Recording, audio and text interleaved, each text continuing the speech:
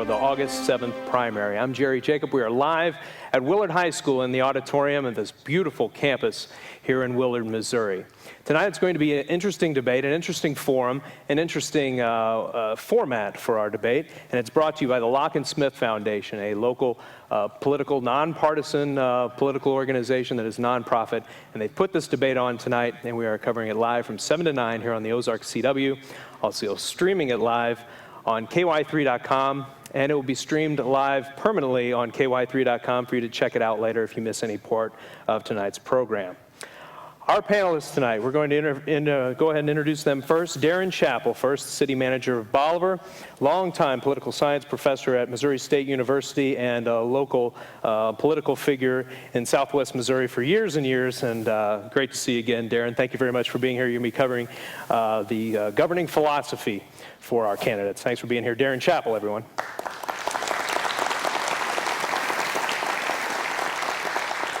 Next is the president of the Locke and Smith Foundation, Dr. John Lilly. You read his columns in the Springfield News Leader on a regular basis. He's a family physician with Mercy Clinics. And welcome very much. You're going to be covering health care for us. And I welcome Dr. John Lilly. Thank you.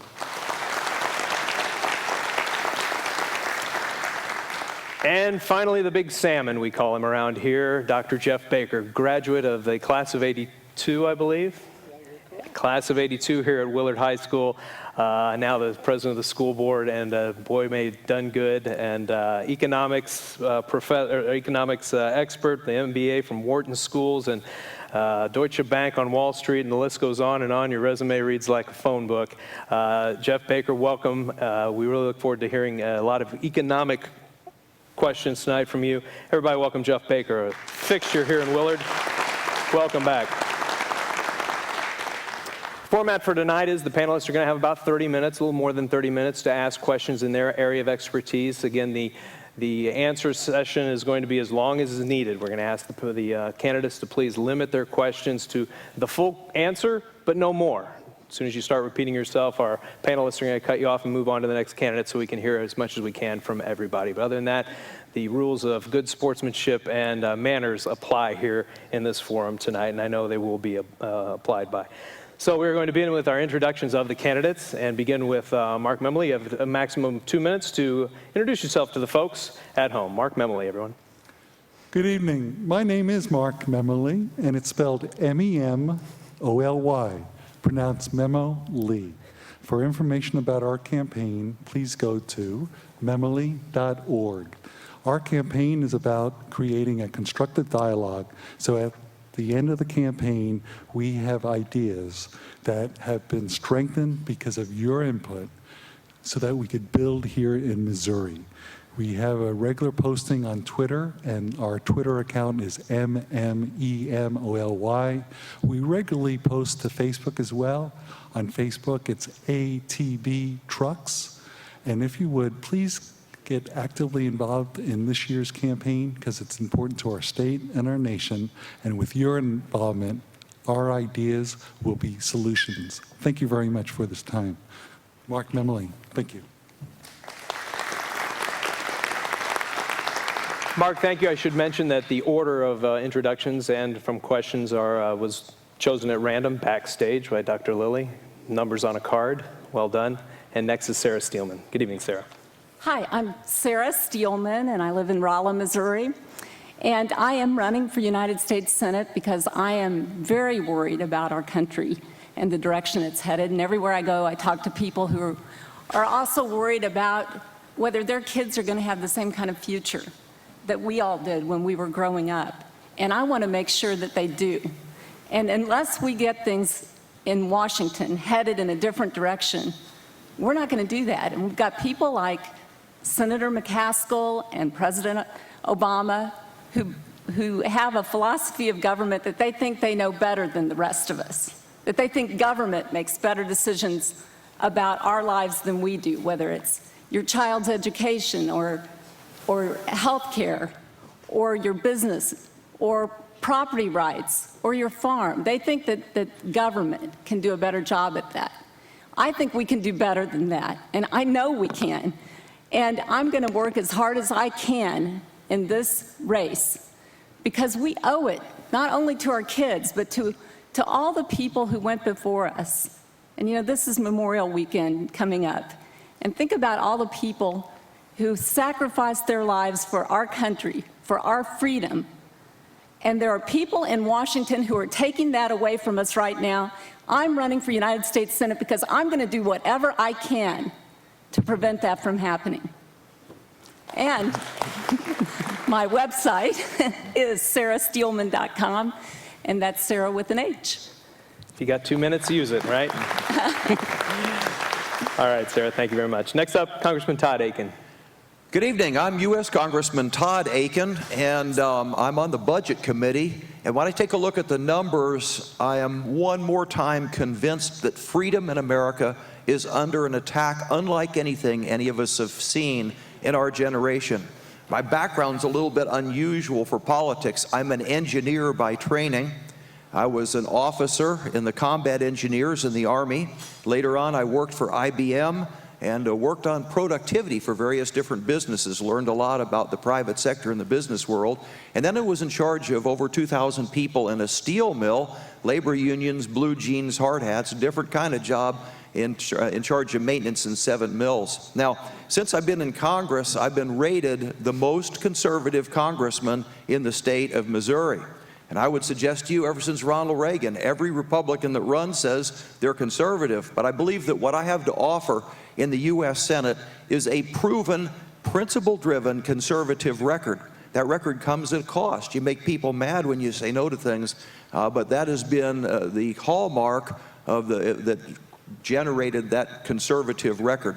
I'm endorsed by Mike Huckabee. I think it was because of that principled conservative record, and have a bunch of different votes to back that up, some of them against Republican leadership.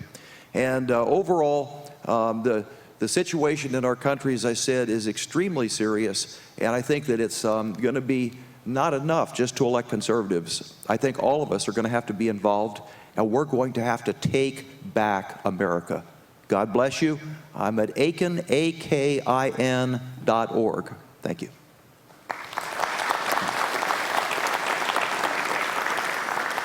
Well, normally the Marines are in the front, but luck of the draw, they're both in the back this time. John Bruner, you're next. Good evening. Good to be with everybody. My name is John Bruner, and I've been married for 35 years, coming up 36 here in June. I have 3 wonderful children, 6 great-grandchildren. I was a former Marine Infantry platoon commander, executive officer.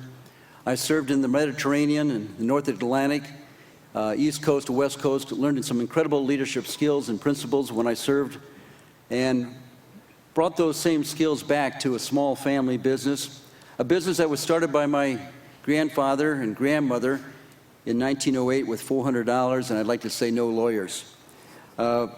You know, I also spent time on the mission field. As part of my dad would always encourage me to put your faith in action, and spent time in Africa, the Philippines, Grenada, and other places. You know, folks, freedom is stuck in reverse, and we need a breakout strategy for jobs. One of the issues in our small family business was we were the go-to can-do. That's how we were able to compete against the big giants in our industry. You know, the critical issues is, number one, we got to make a budget, cut spending, and stick to it. I've done it for 30 years. We got to cut out the red tape, break up the gridlock, and simplify.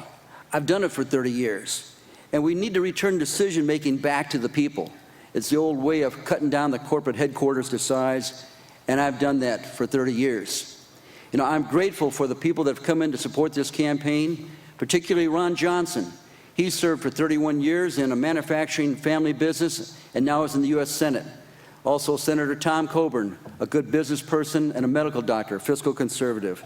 Also, Freedom Works, the John Deere Corporation, Missouri Soybean, U.S. Chamber of Commerce, but what counts for me most important is the endorsement and the votes of the people of Missouri.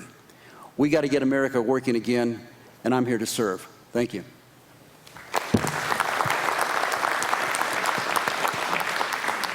And our 5th candidate on the panel tonight is Jerry Beck. Jerry, good evening. Hello, my fellow Americans. Years ago, I served my nation honorably and proudly as a Special Forces United States Marine. and now I'm ready to serve my nation once again as a U.S. Senator in the state of Missouri. I see this destructive road we're traveling down, and if we keep traveling down this road, our children and grandchildren will be enslaved to the burdens that this democratic system has imposed upon them. What we must do is bring jobs back to our small towns and restore our small towns and put our people back to work and take them off of the back burner and put them on the front burner. We have sent 44,000 of our manufacturing plants overseas, and along with that, hundreds of thousands of small factories merged within those plants. We must start rebuilding and rebooting our manufacturing company in this nation so our people may have jobs. Thank you. I'm Jerry Beck. I attended the Northeast Missouri State Teachers College, now Truman University. My websites, I have 3 websites: JerryBeckPoliticalReview.com, NewVoiceForTheTimes.com, NewVoiceVideoProductions.com, Jerry Beck YouTube, Jerry Beck Facebook Political, and Jerry Beck Twitter. And I'm honored to be here and speak in front of such a marvelous audience here tonight. Thank you very much. Thank you, Jerry, and thank you again to all the candidates for being here tonight. We do appreciate it. On to our panel now, and Darren Chappell is going to be covering governing philosophy. It's very important that senators know when they go in what they're going to be doing, and Darren's going to be covering that in depth. Again, there's no limit on the time for your answer, but as you answer, when you begin to repeat yourself, if that occurs, Darren, I'll encourage you to just cut them off and go to the next candidate. Darren Chappell, everyone. Mr. Memley, there are 2 primary philosophies, and this is for all of you, but I'll start with Mr. Memley's answer. 2 primary philosophies regarding the role of a representative of the people in government. The first is the delegate, which suggests that as the voice of the people in Washington, D.C., you would follow the will of the people back home, regardless of whether or not you personally agreed with the determinations of the majority of your constituents, and that you would cast your votes as they would have you to do so. The second is the trustee, which implies that although following the will of the people back home, it is the responsibility to vote as the people would have you vote if they understood all of the issues to which a United States Senator is exposed, oftentimes things that are classified in nature. Realizing that your vote may be seen as a rejection of the will of the people back home if you act as a trustee instead of a delegate, which philosophy of representation will you embrace as a United States Senator from Missouri, and why? I advocate the delegate position, and the reason being is we have representative government. If you're in Congress, the will of the people is paramount. I think it's incumbent upon any person that's a member of Congress, when they have information that they're privy to share that with citizens in a way that doesn't conflict with their responsibility of keeping intelligence. And I also think that when you convince people of why you've reached a decision, then you're able to easily be a delegate, because then people know why they should do something. And if you have an opportunity to go to some of the websites that we've developed, you'll see our reasoning. For example, for school scholarships, we know that people are looking to offset the high cost of tuition. That's why we offer a webpage known as onetime.us. It's that approach to say, here's a problem, here's an idea to solve it, and let's offer it to people to contribute. So I think the delegate position is the best one that I strongly advocate. Thank you very much. Sarah, how would you answer this, delegate or trustee? Well, I believe that we have a constitutional republic, and that means that I would advocate that I'm a trustee of the people. And, you know, if you believe and understand why the Constitution exists, it is to protect individual liberty in this country, the minority. And our founders believed in that. And I believe that the way that you do that is you have to understand and know and trust the person that you elect to the United States Senate. You know, you have an oath of office that you have to uphold when you take that oath. And you have to swear to uphold the Constitution. And so in order to do that, that automatically, I think, makes you into a delegate. Not that you don't respect the will of the people, too, and that you need to listen to your constituents and make sure that you are understanding the different problems out there. But when you have to go and actually vote, you always have to keep in mind that you must protect those rights that are enumerated in the Constitution. And sometimes there's a conflict with that. Sometimes you have the majority and the will of the people that conflicts with the Constitution. And I believe you have to uphold the Constitution.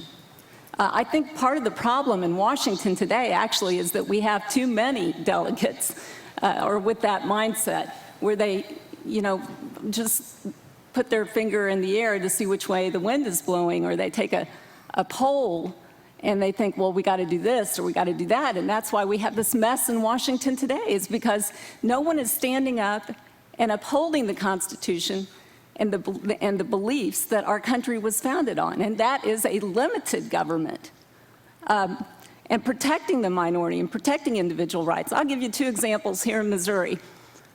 Conceal and carry. I was in the legislature. I co-sponsored that bill, and we passed it in the legislature. That was after the will of the majority in Missouri voted it down. Now, I believe we have a constitutional right in the Second Amendment. That's one example where you had a split in what the majority did and what the legislature did.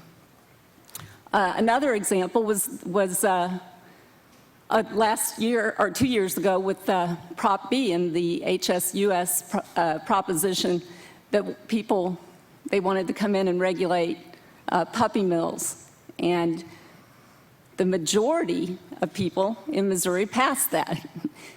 Thankfully, the legislature went in and fixed it, because that was spelled out. It actually violated people's constitutional rights in that they couldn't regulate their own property, their own pets. I think that's where you have to balance, again, the trustee with protecting the Constitution. And let me say one more thing about that. As a trustee, there is a relationship between the voters and the person they're voting for. And during this campaign, I've tried to make sure people know all about what I stand for. They can look at my record, my voting record. They can look at my record as state treasurer. And I have put out one policy proposal after another. I have an energy policy. I have a framework for national security. I have what I'm going to do in the first 60 days of office, solutions to, I believe, our economic problems. I put out what I call Sarah's commitment. That's a personal commitment to individual voters about how I'm going to behave in office. So I think that helps establish a trust between the people who are voting for you, so that they know you and they can trust you to make the decisions that are in the best interest of the people, and also uphold and protect those constitutional rights that are so near and dear to us. Thank you. Congressman Aiken, delegate or trustee? Darren, it would be trustee. If you go back to the days of the Pilgrims and Puritans, they'd had an awful big mouthful of tyrants and kings, and they had a very, very skeptical view of entrusting very much power to human beings. And so, almost in a paranoid fashion, they made what a lot of us have learned about the horizontal and vertical checks and balances, the executive, legislative, and judicial in terms of the federal level, and then federal, local, and state. So all of these things were designed to compartmentalize power and to protect freedom. And in one of the things that's not mentioned in that list is the role of a senator or a congressman or a legislator. And that is that they are to use their best judgment and to put principle over politics. And that is one of those forms of checks and balances. The founders were really down on the idea of democracy. They despised it because they understood the danger of a rabble getting all excited about something and not knowing all the facts and going off half-cocked and doing the wrong thing. And that's why the trustee was very much central to the checks and balances system. And I've always believed that way because of my study of the founders. A couple of examples, No Child Left Behind, my President Bush, very first bill, first time in Congress. And I believe in the principle of local control of schools. And what did this do? It gave more money and more power to the bureaucrats in Washington, D.C. And I don't think we need those bureaucrats. In fact, I don't think we need the Department of Education when you get right down to it. So I voted no. And then another example would be there was a Wall Street bailout. This is a great big deal. And you don't really know for sure how all of this macroeconomics is going to come off. But, and everybody was saying, all of the establishment was saying, you've got to do this or the economy is going to melt down and all that kind of stuff.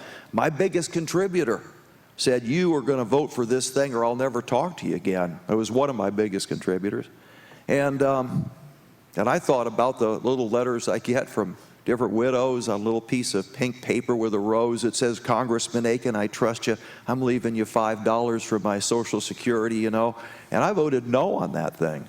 And that wasn't exactly the popular thing to do, and it went against my own political party. But I think you always have to put principle over politics. And I found that when you do that, people find that you're predictable and they like it because they know you're not making deals. But I think Sarah makes a good point, and that is coming with this is the responsibility for us to be transparent. I've told you, I'm rated the most conservative congressman in the state of Missouri. If I do anything other than conservative, you got a big right to complain. Otherwise, don't complain at all. Thanks. Mr. Bruner. Trustee, this is a very interesting and stimulating question, the debate between delegate and trustee, and it caused me to do a little research in the area here, and I was impressed with Edmund Burke when he talked about exercising your own judgment and the importance of a trustee to exercise judgment. Of course, that requires individuals to have life-changing experiences and a strong background experience to bring to the table. And of course, it was a little bit humorous to learn that Edmund Burke lost the very next election, going from a delegate to a trustee position. But I thought it was interesting because what are the challenges of a trustee? And what special trust do you have? As a trustee, the real question to be asked is, who are you working for? Are you working for yourselves? Are you working for the voters? Or are you working for the special interest, the political party, the corporate sponsor, the aspect of earmarks that go in to that aspect of corporate sponsors? And so I zeroed in on the concept of focusing on exercising your own judgment. And I started with the last word, judgment. And I said, again, that's a lifetime of career experiences, established constitutional conservative principles, all of these things coming together. What is your experience in terms of actually working in the economy, in terms of creating jobs, creating opportunities? Are you a free enterprise veteran? All of these life experiences help to weigh in on an individual's judgment on very complicated issues that come in. And back to own judgment, not owned or beholding to a political party or establishment is absolutely critical. In terms of own judgment, not in with the big money interest, and the big money interest could be unions or big businesses. And when you drill down there, not being owned by any special interest, whether it's government suppliers, and that ties into the problem with earmarks, or with trial lawyers, that ties into tort reform, or maybe personal financial interest, and this comes back into the area of insider trading, which Congress has attempted to solve in the most recent past. So these issues here are so critical. And that's why, as voters, with a concept of a trustee, who are you going to put your trust into? Number one, what is their motivation to go to Washington, D.C., or fill any public office for that matter? And number two, what are those career experiences and backgrounds that they bring to Washington, D.C., so when those tough issues come into play, that they'll have that frame of reference to deal with that and be able to put mature judgment based on years of practical applied experience. Of course, John Stuart Mill also weighed in this issue of trustee. He said, "A person whose desires and impulses are their own is said to have character." And that is absolutely critical.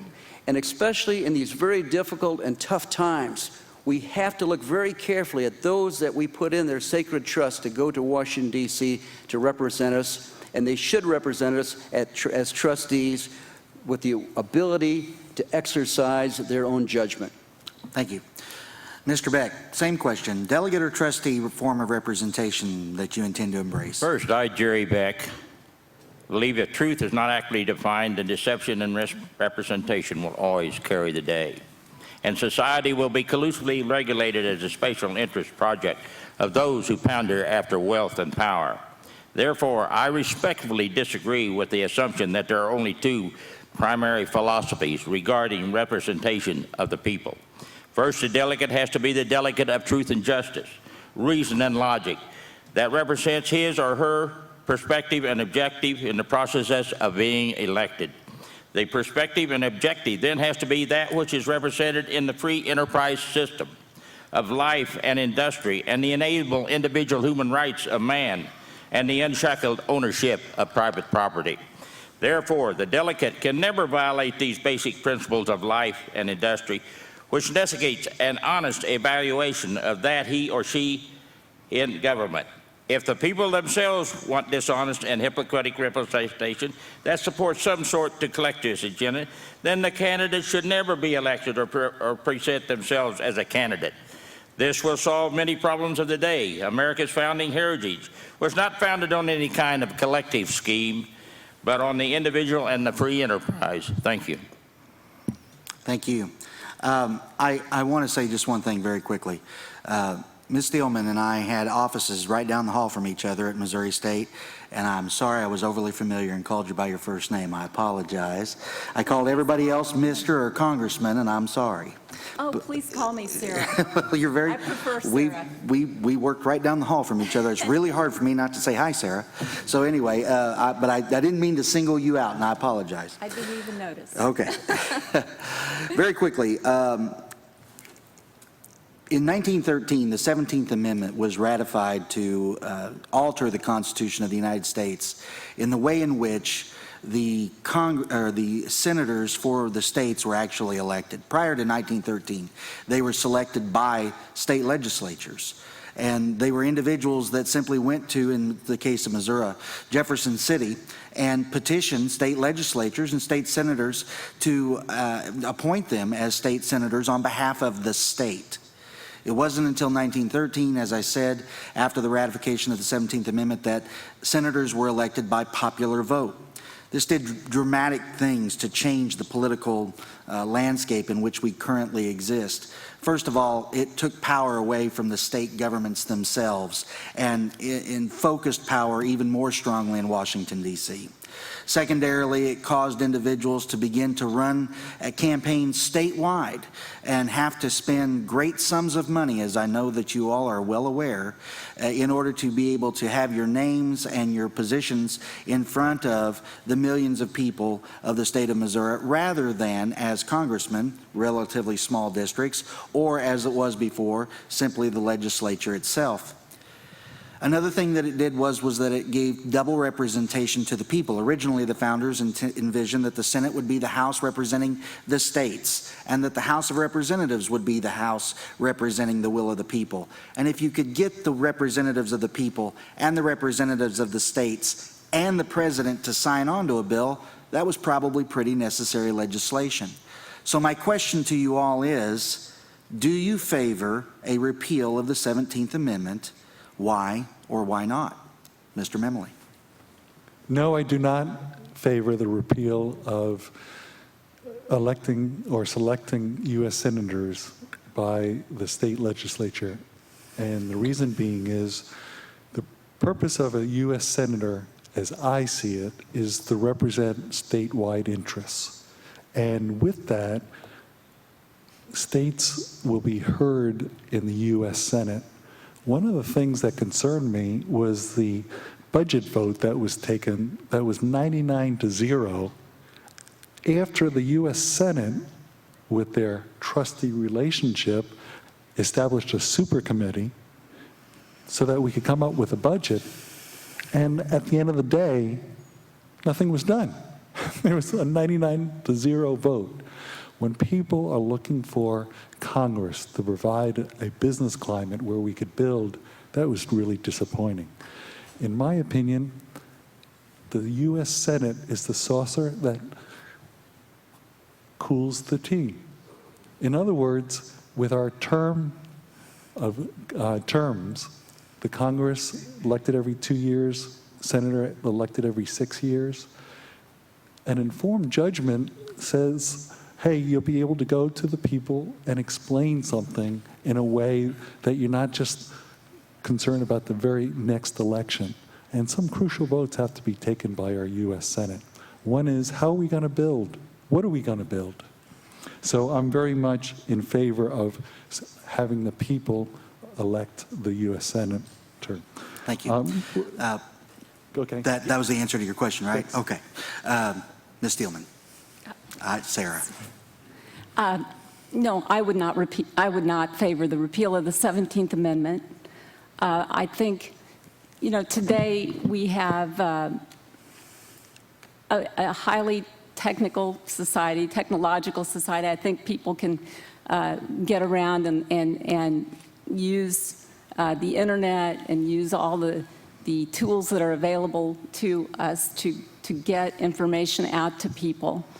I do want to say I respect, of course, the 10th Amendment, which keeps power at the state level. And I think that we have drifted too far from that and have too much of a centralized government, far too much of a centralized government in Washington, which is not what the founders had in mind. However, I do believe that a U.S. senator needs to be voted on by the entire population of Missouri. The legislature could sometimes act kind of like a good old boys network, excuse my phraseology. But so in order to make sure that everybody is being represented in the state of Missouri, all kinds of interests are being factored in. I think that was good to have the 17th Amendment so that people can vote on that. I don't think that in today's society we need that security anymore. I think times have changed and it's better this way. Okay, thank you. Congressman? Yeah, this is a very interesting question, and I haven't jumped up and down and taken a firm position on it. I think in general, I have a very serious concern about erosion of states' rights, very serious concern of that. And reversing this decision might pull that balance back. I am, as I've mentioned, a strong conservative.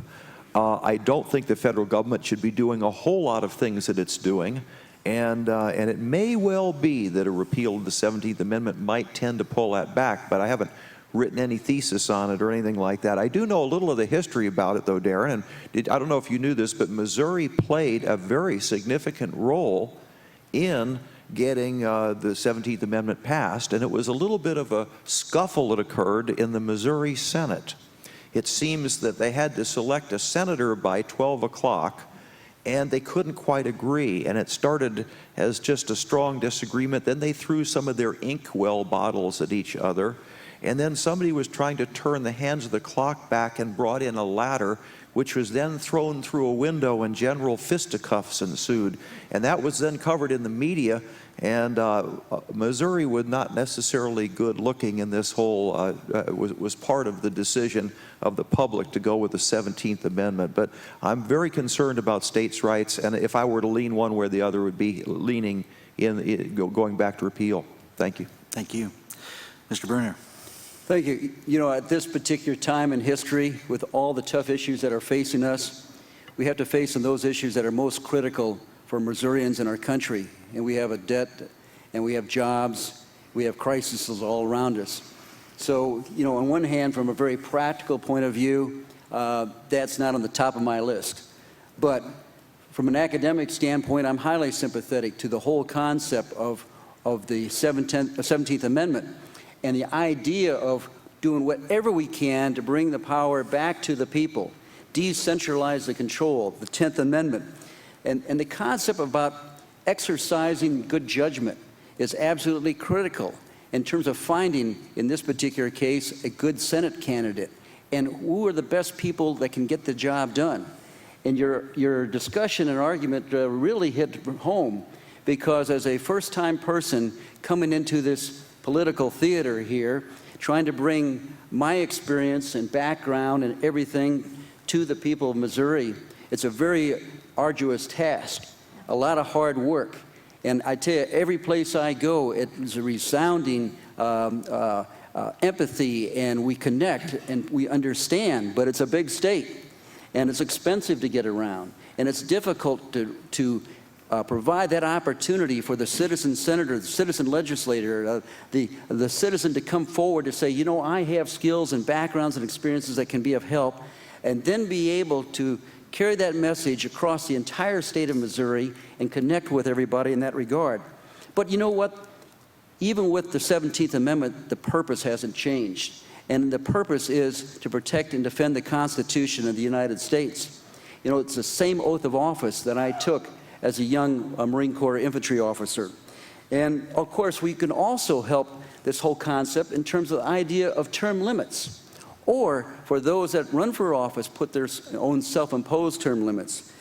You know, these are the ideas that we need to generate here in terms of bringing good government back closer to the people, as well as getting good citizens involved in the political process. And I think while we have a tougher challenge now, and the hurdles are tough for somebody new in the process, I think with the right tenacity, the right hard work ethic, and the right support, and the right message, and the right person, we can still get the job done of having somebody in Washington, D.C. that can exercise good judgment. All right, Mr. Beck. First of all, 17th Amendment is a very good amendment, and I believe Washington, D.C. has way too much power. They're abusing their power, and it should be turned back to the states and the community. But above all, a senator, if elected, should not support, no matter the enticing payoff for any type of legislation and special interest policy that promotes industrial genocide and sends our basic industries to other nations. It has to be understood that entitlement legislation is economic plunder in some way, shape, or form, and will eventually destroy personal wealth and a nation's basic social, political, and economic structure and bounty. If a candidate is elected under such an understanding, then no matter the nature and intent of any so-called classified material, then the candidate should never violate his or her personal basic principles and support any type of un-American or collusive special interest legislation that violates national sovereignty. These types of schemes are always presented as some type of so-called national security policy. In other words, an individual should never violate inalienable rights, free enterprise, or the unshackled ownership of private property in some favor of some entitlement legislation, as the past has so insidiously represented. And as a Special Forces United States Marine, I took an oath to uphold the 17th Amendment and all the other amendments in this nation. And I'm sure that every other Special Forces United States Marine has done the same thing. Thank you. Okay, thank you all very much. Appreciate that.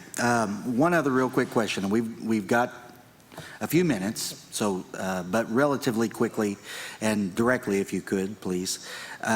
American federalism is the relationship between the national and the state governments. It's unique. There is no other form of government like it on the face of the earth. One Supreme Court justice suggested that American federalism was akin to splitting the sovereignty atom. And it's that weighing between the national and the state levels of where power resides that is the crux of almost every question that comes before the people when they vote, but also the representatives, the senators, the presidency, and the Supreme Court justices when any issue is being determined. The 10th Amendment proclaims that those powers not granted specifically to the United States government by the Constitution, nor prohibited by it to the states, those powers are retained by the states and the people respectively. What would you do, and I'm asking you please to be very specific, what would you do to uphold and enforce American federalism as the United States Senator from the state of Missouri? Mr. Memley. May I call you Darren? I wouldn't uphold federalism in the fact that indicates that power should be taken away from the states and the people. I'm a 10th Amendment Republican. I believe too many issues have been taken over by Congress, forcing the issues into federal courts. So anybody that wants programs to be taken over by the federal government, you're giving up your rights. And we should not do that. Now, what do we do instead? We align objectives. In other words, when you're a legislator or a state senator from Missouri, you could inform your representatives in Congress of what you're hearing and receiving from constituents so that the people in Congress could get work done. And that's the biggest complaint that I hear from people is, what's being done? Congress has a 9% approval rate. When we have an aligned objectives, the people know what has to be promoted in Congress, and we'll get representative government. We're going to have to, we're very short on time, so very, very quickly. Sarah. I would start cutting the budget to begin with, and either returning that money to the states and letting them keep it and administer whatever program it is if the states so desire. I think we need to start repealing laws that went way beyond the bounds of what the federal government is supposed to do. They've overstepped their boundaries time and time and time again. One thing I'm calling for in my economic plan is a moratorium on all rules and regulations. And where do those rules and regulations come from? They come from Congress, who votes the authority for those. And so I think we need to look at those and start repealing these statutes that have allowed the bureaucracies to overstep the boundaries time and time again of the federal government. And by doing so, you'll begin to move power back to the people, retained by the people or the states. And then you have to be very vigilant about what's happening every second. What we have seen happen in Washington has happened over a long period of time, incrementally taking away our freedom by Congress. And we've let it happen to us, and we cannot let that happen anymore. So it goes beyond just voting the right way. If I'm in the United States Senate, I'm going to be out there working and taking the initiative to make sure that we get these things corrected and that the power is returned to the states and that the power is not taken again going into the future from the people in the state. Thank you. Congressman. Yeah, Darren, you talk about making my day here. That Constitution would be a very nice yardstick to start figuring out how we're going to balance the budget. We start with anything that's unconstitutional and pitch it out. I'm going to up the ante on Sarah from rules and regulations and laws. Let's get rid of some departments. Get rid of the Department of Energy, Education, Commerce. Let's basically restart EPA. And then the second thing is, every single bill that comes up should have a front page explaining why is it constitutional. Thanks. Thank you. We've got 2 minutes. Mr. Bruner. Okay, the whole issue is in terms of where does the power reside, and it resides in the people. And for centuries, if not generations, or for many civilizations, there's always been a tendency for the power to go back to the executive branch, to the king. We need people who represent the people that will take back the power. Obviously, the power of the purse is there, the legislative power. You need people in Washington, D.C. who will go in there and fight for those issues. Thank you very much. Mr. Beck. As a U.S. Senator, I will work feverishly to help President Romney redo the basic infrastructure in our nation. First of all, we must start with our community, our state, and the people. to turn back the power to them, because the federal government has abused their power, and they're making laws and regulations, and they're not even following the Constitution or our Bill of Rights. We've got to get back to what our founding fathers did. George Washington said once, don't get entangled with foreign nations, and we'd better take advice from him, because that's gonna hurt us. Thank you all very much. Darren Chappell, thank you for enlightening us all on a lot of issues that we just don't sit around and talk around the dinner table very often. Pretty deep subjects, but subjects that are very important to someone who's going to want to be the next senator from from Missouri in the United States Senate. When we come back, we're going to talk health care with Dr. John Lilly, president of the Lock and Smith Foundation, when this Lock and Smith Foundation Political Forum continues here on the Ozark CW and KY3.com.